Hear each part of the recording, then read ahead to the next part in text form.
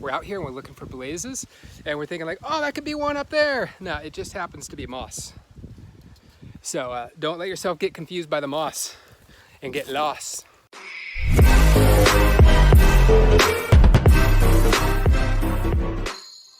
Casey and I are running, and while we're running, I'm telling him, hey, when you're out here in the Everglades, you need to be looking for a blaze on a tree, right? A blaze is like a line of paint, maybe 6 inches tall, 3 inches wide. It might be red, blue, whatever the color is for that trail.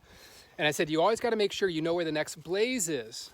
So while you're running, even though you think you're on the trail, or you may be on the trail, because it looks like a trail, if you don't see a blaze ahead, you may not even be on a trail, right? So I'm telling them this while we're running down that, which looks like a trail, okay? And then we continue running until we get up here, which I've already been down this trail, so I know this, and the blaze is actually back on that tree there, okay? And on a tree that's straight ahead up there, right? So instantly I'm like, okay, do you see those? And Casey's like, yeah, I see them. I was like, all right, so the reason I said all of that earlier is it would seem like we were on the trail. And I'm even telling you about it. And your brain's like, yeah, but we're on a good trail, so, right? But we weren't on a trail. So that easy and that quickly, you can get lost. Because once you continue down that trail and then wander around looking for a blaze, and then you don't see any, and you get lost out there, everything looks the same. It's just a bunch of trees, right? And then you think, oh, I'll wander around and find the trail. Well, you might, or you might not. You might get stuck in a saw palmetto patch and then get all disoriented. You might end up in swampy water area where it's just like a mess to navigate through.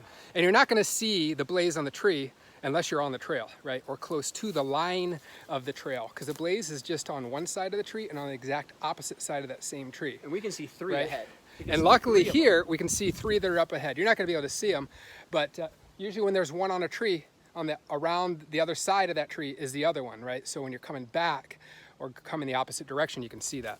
Anyways, we're gonna continue. We'll show a few blazes while we run along here so you can kind of see what we're talking about.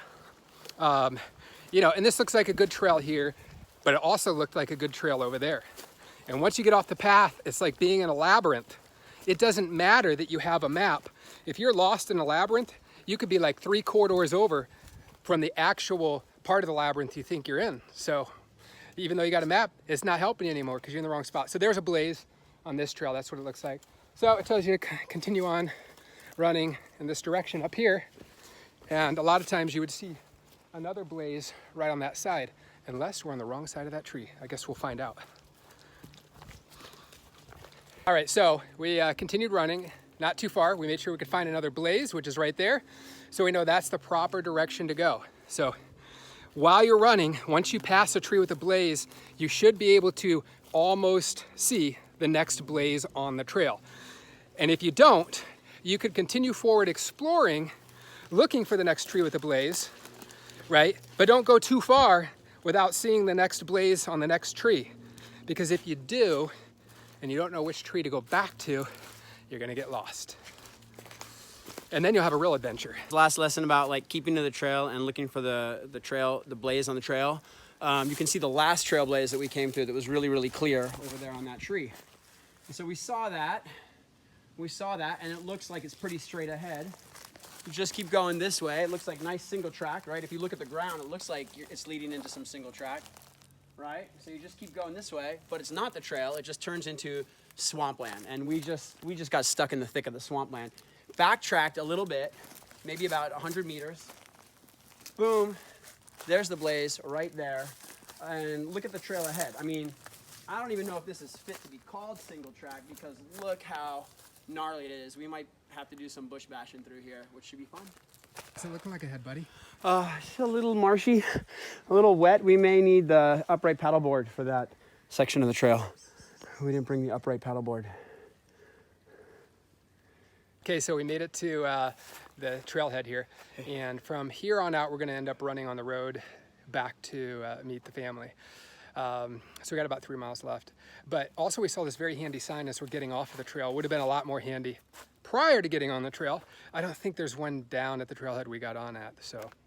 But anyways, it does explain the blaze system. So if you see a red blaze, it means that that's the path. Keep following the red blaze. If you see a blue blaze, that is a crossing, so it might be where two trails come together, or a trail and a backcountry road or something like that. And then if you see two blazes, two red blazes, kind of like a T, that means that you're at a turn in the trail. So it's time to start looking around for where you're supposed to go. Not straight ahead, you're supposed to turn. All right, guys, well, keep turning the right direction in life, keep running, keep having fun, and we'll see you out there. See you on the trail or in the water. You never know.